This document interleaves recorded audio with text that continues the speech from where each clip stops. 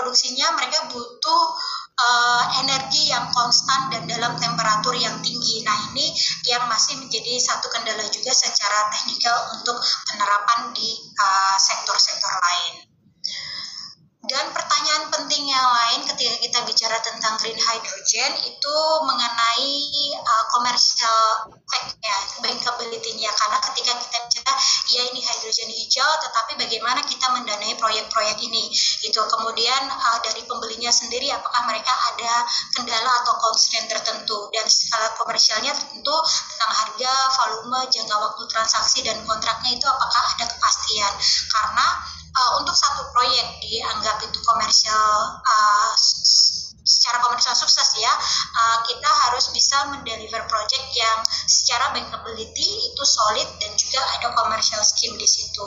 Tapi di sisi lain ada beberapa faktor yang mempengaruhi, termasuk regulatory framework dan juga akses terhadap pendanaan. Nah, ini salah satu contoh proyek kami yang dikembangkan itu di French Guiana. Jadi ini kombinasi antara PLTS, kemudian ada komponen hydrogen production dan juga hydrogen consumption untuk produksi listrik di malam hari. Jadi untuk di proyek ini hidrogennya diproduksi dan juga dimanfaatkan di site, jadi tidak ada transportasi, dan ini selain menjawab tantangan atas intermittensi solar PV atau PLTS, tetapi juga menjawab tantangan dari logistik atau biaya transportasi dari hidrogen, karena di sini tidak ada biaya transportasi yang perlu ditambahkan ke dalam komponen proyek. Dan kombinasi atau konfigurasi pembangkit listrik seperti ini yang sedang kami kembangkan juga di Indonesia, di Sumba, dan 22 proyek lain di Indonesia Timur.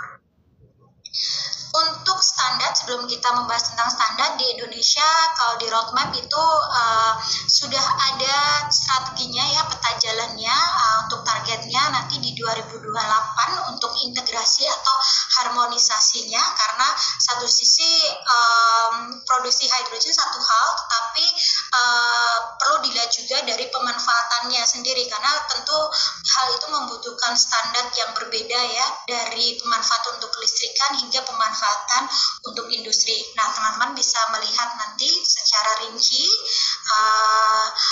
Sementara di sisi lain, ketika kita bicara tentang hidrogen hijau, kita tentu harus melihat emisi dari gas rumah kaca dari hidrogen tersebut, produksinya, transportasinya juga, dan beberapa hal yang perlu diperhatikan itu adalah intensitas dari electricity production-nya. Jadi tentu akan berbeda ketika listriknya diproduksi dari hydropower, PLTS, geothermal dengan produksi hidrogen dari PLTO. Itu intensitas karbonnya tentu beda, dan ini yang membedakan bisa masuk kategori hidrogen hijau atau tidak. Kemudian ketika bicara di hulunya sendiri, ada nggak methane leakage dari pemprosesannya, kemudian ketika ada carbon capture-nya sendiri, itu estimasinya jangan sampai ini overestimation untuk carbon capture dan juga sequestration-nya.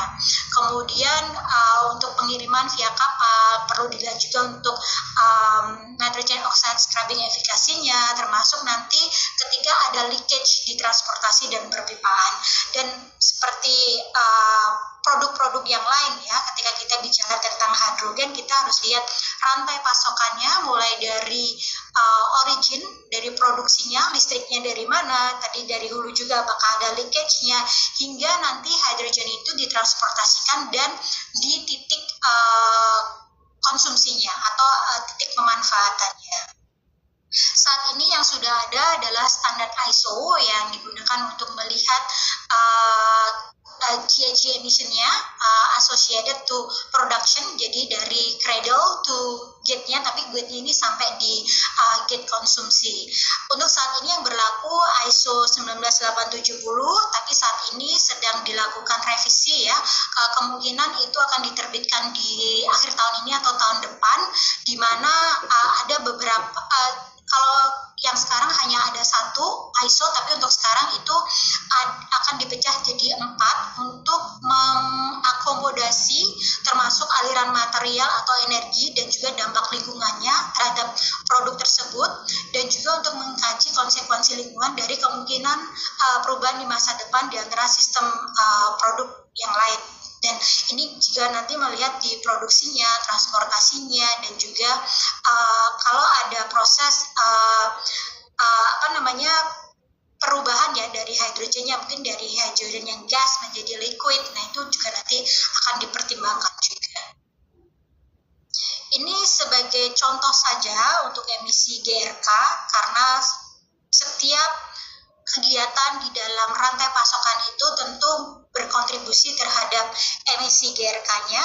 Beda proses atau beda metodologi atau beda teknologi tentu akan membedakan nanti hasil akhir dari GHG emission-nya. Nah, di sini bisa dilihat sebagai contoh untuk hidrogen hijau yang diproduksi dari renewable energy itu per kilogramnya emisinya sekitar 3,38, tetapi ketika kita bicara tentang low carbon hydrogen ini untuk di Cina itu emisinya sekitar 3,4.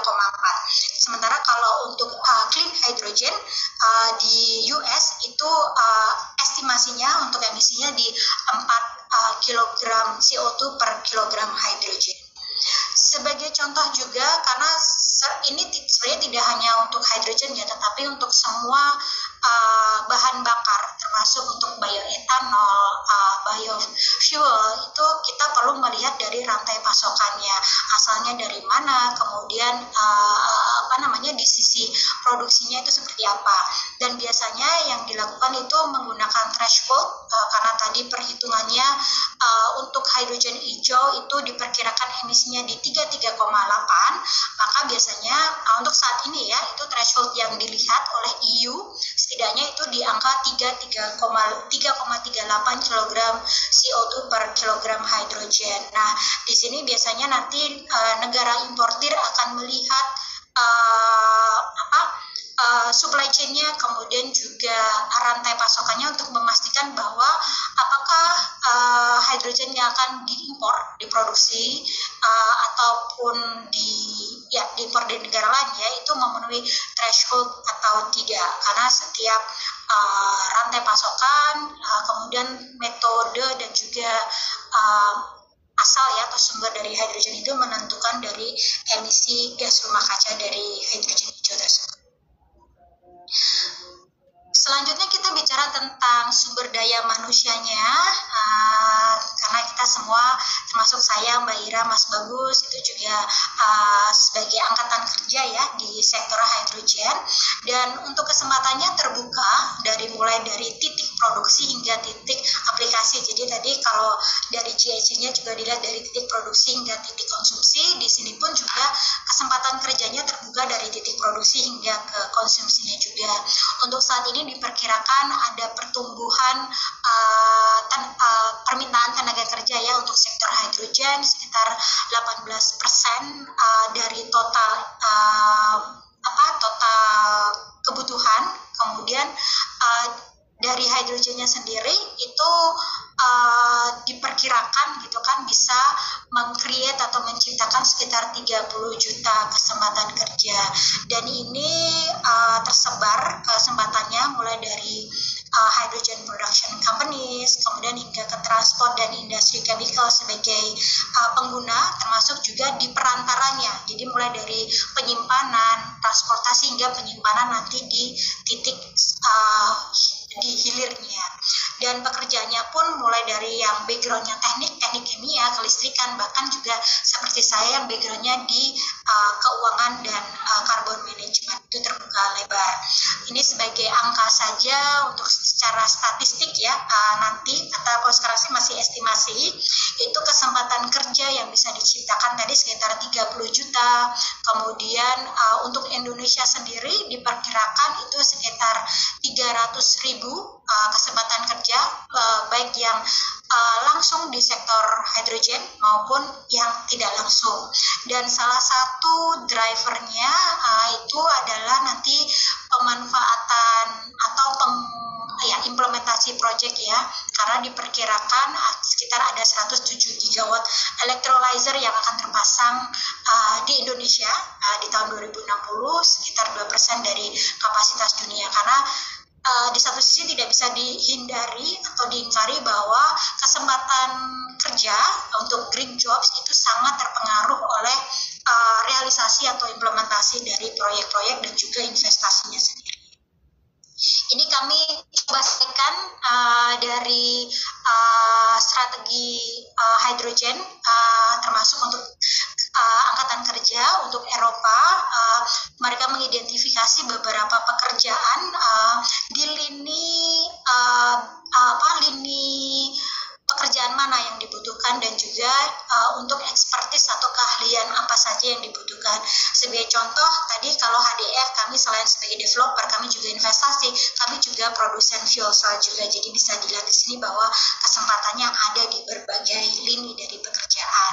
Kemudian untuk kalau kita bicara tentang title atau scope pekerjaannya sendiri, tersebar mulai dari business development manager hingga untuk safety ya, environment and safety, itu juga dibutuhkan keahlian khusus nanti untuk proyek-proyek green hydrogen.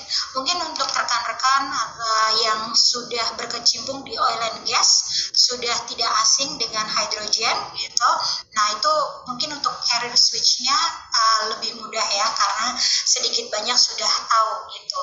Nah, kemudian di sini kami coba sarikan juga untuk kebutuhan talent atau tenaga kerja untuk di masa depan dan keahlian apa yang masih ada kekosongan, dan ini kesempatan untuk diisi ya oleh berbagai pihak, berbagai talent di dunia energi terbarukan yang tertarik. Jadi untuk mempersiapkan diri juga, kalaupun sekarang misalkan keahliannya sudah di electrical, bisa dilihat bahwa electrical ini bisa diaplikasikan tidak hanya di hulu tapi juga di hilir dari hydrogen sektor atau industri ini. Kemudian untuk fuel cell-nya sendiri tentu mulai dari yang transport hingga yang stationary combustion untuk listrik itu juga dibutuhkan. Untuk ESDM sendiri juga sudah memperkirakan, jadi kebutuhan untuk pekerjaannya yang baik green maupun non green dan juga usulannya, jadi bisa dilihat di sini, dan angka ini tentu akan diperbaharui ya sesuai dengan pertumbuhan sektornya, tapi setidaknya di sini kita bisa lihat bahwa kebutuhan untuk energi baru terbarukan itu cukup besar gitu, dan ini akan terus meningkat di masa mendatang atau ke depannya. Apa yang bisa dilakukan gitu untuk meningkatkan kapasitas? Nah, tentu saja ada, kalau kami melihatnya ada jalur formal dan non formal. Kalau untuk formal itu mulai dari pendidikan, sarjana, master dan juga S3, termasuk ada sertifikasi juga yang bisa ditempuh, dan untuk non formal ada berbagai kesempatan yang saat ini ada, termasuk untuk magang, kemudian ikut kursus singkat atau short course, ada kunjungan studi, ada seminar juga, dan banyak organisasi yang maupun universitas ya yang menyediakan kesempatan-kesempatan itu. Sebagai contoh, Renak itu ada online course untuk hydrogen, jadi bisa diikuti oleh berbagai pihak, mulai dari mahasiswa hingga profesional. Kemudian kalau ingin yang lebih formal, ada beberapa kursus juga dari university maupun lembaga atau mitra pembangunan. Kemudian untuk conference saat ini banyak sekali, setiap bulan itu ada conference mengenai hydrogen di Asia.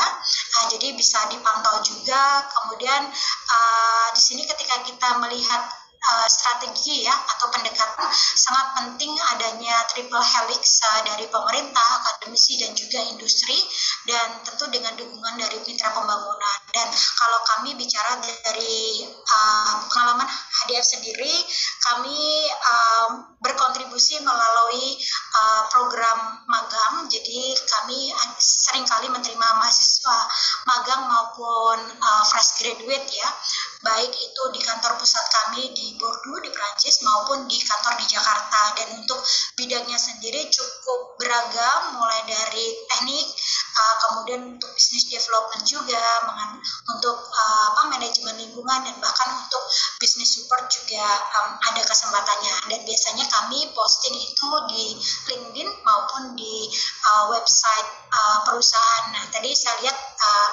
ada Ray ya yang biasanya posting juga untuk kesempatan-kesempatan kerja untuk di EBT. Nah, kebetulan kami belum pernah memanfaatkan situsnya, mungkin untuk kedepannya kami bisa manfaatkan juga. Tapi untuk teman-teman yang tertarik nanti bisa secara aktif ya memantau LinkedIn-nya HDF salah satunya. Dan kembali lagi mengenai kesempatan kerja itu tidak bisa terlepas dari investasi dan juga pengembangan atau realisasi proyeknya sendiri, karena kalau nggak ada proyek ya nggak ada kesempatan kerja gitu. Nah, untuk saat ini memang untuk proyek hidrogen masih tahapannya kebanyakan saat ini masih di tahap feasibility, kemudian yang paling advance saat ini ada beberapa proyek yang sedang dalam tahap konstruksi, dan sedikit yang sudah mulai operasional itu biasanya skalanya masih skala-skala kecil. Nah, tapi yang ingin saya garis bawahi di sini memang dari segi fase proyek itu kebanyakan masih dalam tahap studi maupun di tahap FID dan FID. Tetapi kalau kita sebagai tenaga kerja gitu kan, untuk baik sekarang maupun untuk kedepannya, kita bisa melihat bahwa banyak kesempatan tidak hanya di pada saat proyek sudah operasional, tetapi juga pada saat proyek ini masih dalam persiapan. Karena untuk saat ini sendiri ada beberapa risiko investasi ya dari hidrogen, yang salah satunya menjadi faktor mengapa beberapa proyek itu cukup lama untuk bisa direalisasikan, mulai dari persepsi terhadap hidrogen teknologinya sendiri untuk produksi ya, terkait untuk electrolyzer, kemudian juga ada permitting, dan permitting ini sebenarnya tidak hanya pada saat produksi hidrogen, tetapi ketika kita bicara tentang untuk produksi listrik hijaunya sendiri, untuk produksi hidrogen itu juga ada tantangan tersendiri. Kemudian yang terutama adalah saat ini belum ada hidrogen global market yang terbentuk, sehingga pada umumnya masih bersifat transaksi antara negara produsen dan negara konsumen, atau dari produsennya itu sendiri dengan konsumennya. Dan ini sangat penting, perlu dipastikan untuk menjamin bankability dari proyek tersebut secara komersial. Dan ketika kita bicara tentang risiko, ada beberapa hal yang sebenarnya bisa kita lihat bagaimana kita bisa memitigasi risiko-risiko tersebut ya. Di antara ketika bicara tentang off-taker atau pembeli dari hidrogennya, tentu kita harus tahu kredibilitas dan kapasitas pembelinya, dan juga memastikan bahwa ada perjanjian komersial off-taking dalam jangka panjang.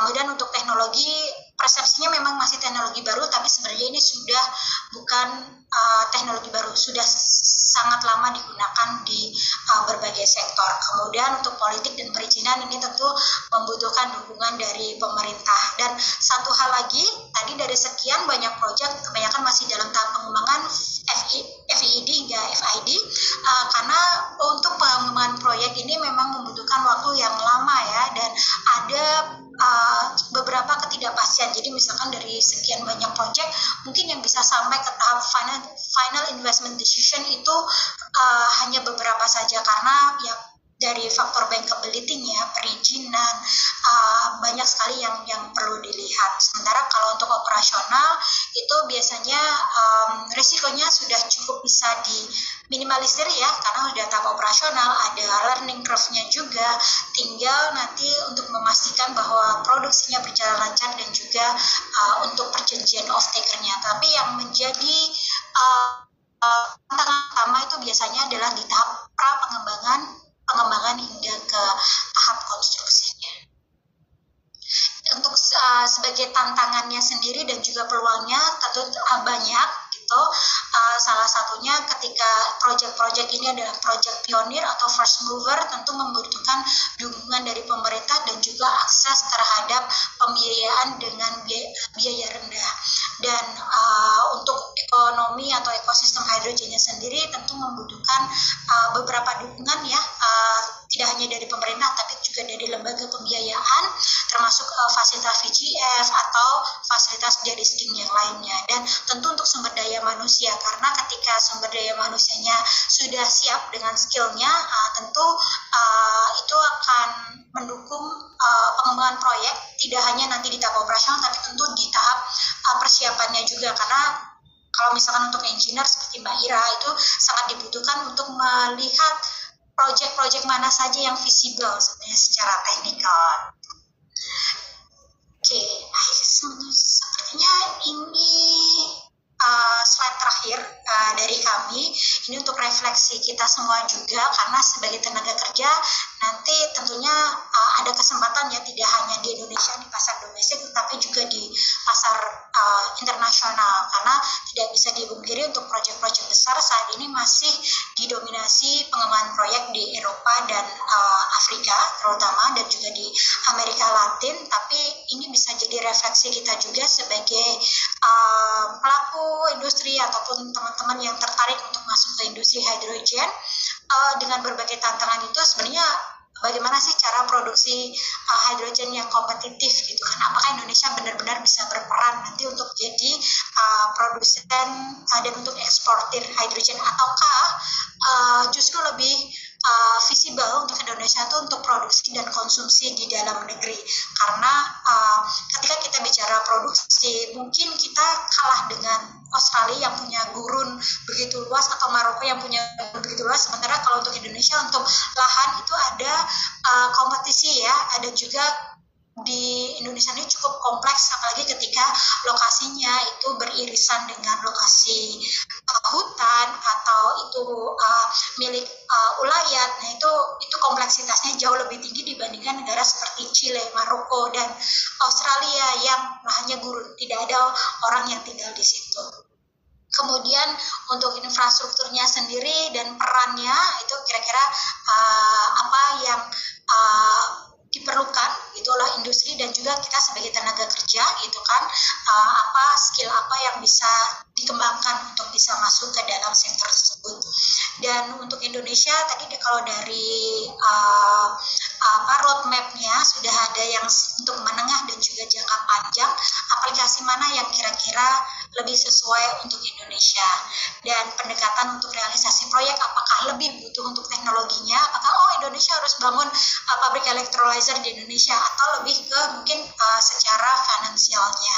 Nah itu nanti bisa jadi refleksi dari teman-teman yang hadir pada hari ini juga, karena setiap negara itu punya modal yang berbeda ya, dalam artian kita tidak bisa membandingkan Indonesia sama dengan Jepang atau Eropa ya, di mana pemerintahnya dan juga punya kapasitas APBN yang besar untuk subsidi, baik untuk subsidi untuk produsen maupun subsidi di sisi hilirnya.